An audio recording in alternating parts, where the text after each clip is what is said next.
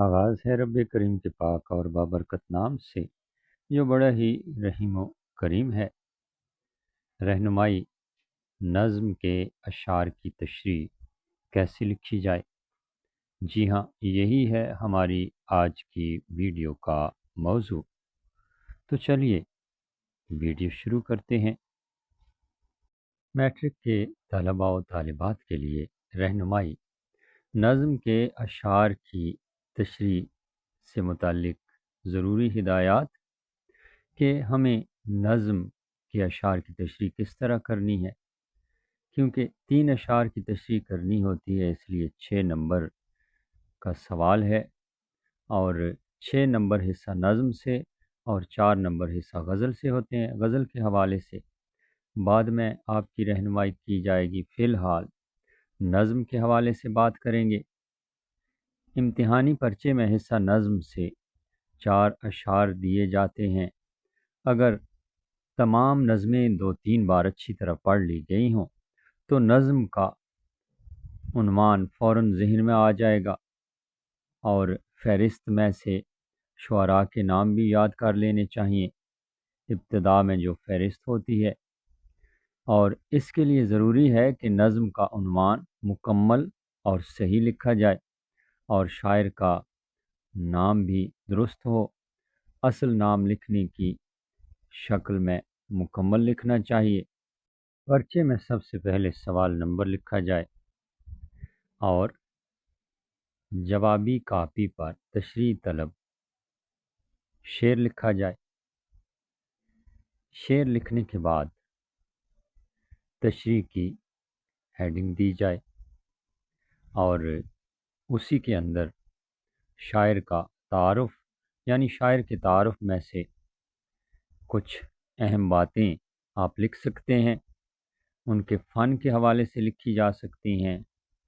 اس کے بعد ان کی کتابوں کے نام لکھے جا سکتے ہیں، اور پھر آپ تشریح کی ہیڈنگ کے اندر ہی لکھیں گے کہ اس شعر میں شاعر کہتے ہیں، اور تشریح کے اندر ہی مفہوم بیان کر دیا جائے جو کہ تشریح میں ہی شامل ہو، اور تشریح کرتے ہوئے مختلف حوالہ جات ساتھ ساتھ لکھتے جائیں۔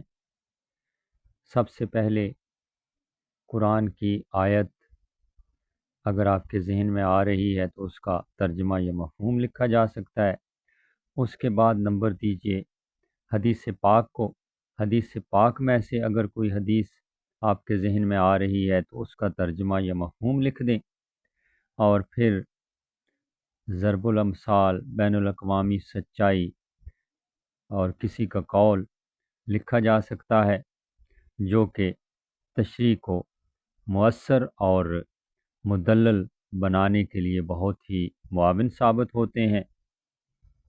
یہ ضرور یاد رکھیے کہ جو بھی حوالہ آپ لکھیں اس کا تعلق شعر کے ساتھ ضرور ہو، اور میں ایک مفید مشورہ دینا چاہ رہا ہوں طلباء و طالبات کو کہ نظم کے تمام اشعار کی تشریح اکٹھی نہ لکھی جائے۔ ایک شعر لکھا جائے اور اس کی تشریح کی جائے، پھر دوسرا شعر لکھا جائے، اس کی تشریح کی جائے، اور اس کے بعد تیسرا شعر لکھا جائے، اور ہر شعر کی الگ الگ تشریح کی جائے، تو آپ کو زیادہ نمبر مل سکتے ہیں۔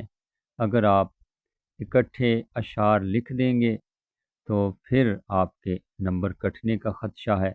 اس لیے ہر وہ کام کیجئے پرچہ حل کرتے وقت جس میں آپ کے نمبر زیادہ سے زیادہ بڑھ سکتے ہیں۔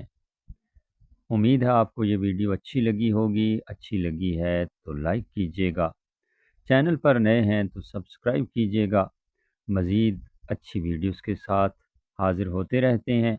اب آپ سے اجازت چاہتے ہیں۔ خدا آپ کا حامی و ناصر ہو۔ اللہ نگہبان۔